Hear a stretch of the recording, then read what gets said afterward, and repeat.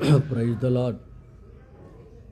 ఎపీసీలకు రాసిన పత్రిక 5వ అధ్యాయము 1వ వచనం నుండి 12 వచనాలు అప్పగించుతున్నాను. కావున మీరు ప్రియులైన పిల్లల వలె దేవుని పోలి నడుచుకునుడి.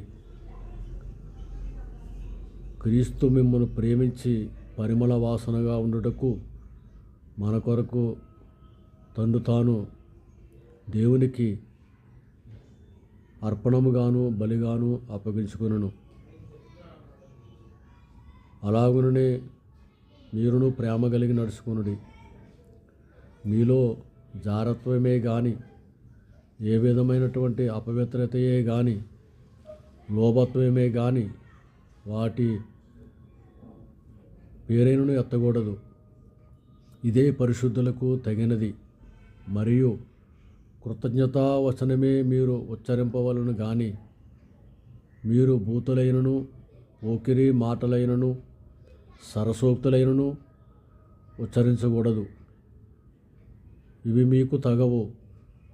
వ్యభిచారి అయినను అపవిత్రుడైనను విగ్రహారాధికుడైన లోభి అయినను క్రీస్తు యొక్కయు దేవుని యొక్కయు రాజ్యమునకు హక్కుదారుడు కాడను సంగతి మీకు నిశ్చయముగా తెలియను.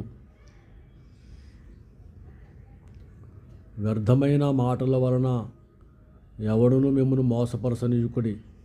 ఇట్టి క్రియల వలన దేవుని ఉగ్ర. Praise the lord. అపోస్తలుడైన పౌలు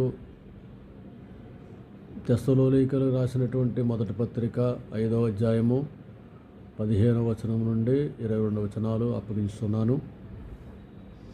ఎవడను కీడునకు ప్రతి కీడు ఎవరికైనను చేయకుండా చూసుకొనుడి.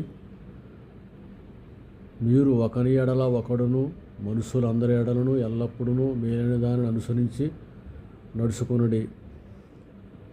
ఎల్లప్పుడూ సంతోషముగా ఉండుడి. ఎడతెగక ప్రార్థన చేయుడి. ప్రతి విషయమందును కృతజ్ఞతాస్తుతులు చెల్లించుడి. ఇలాగు చేయుట యేసుక్రీస్తునందు మీ విషయమందు దేవుని చిత్తము. ఆత్మను ఆర్పడుకుడి. ప్రవశించుటను నిర్లక్ష్యం చేయుకుడి. సమస్తమును పరీక్షించి మేలైన దాన్ని చేపట్టుడి. ప్రతి విధమైన కీడుకును దూరముగా ఉండుడి. ఆమెన్.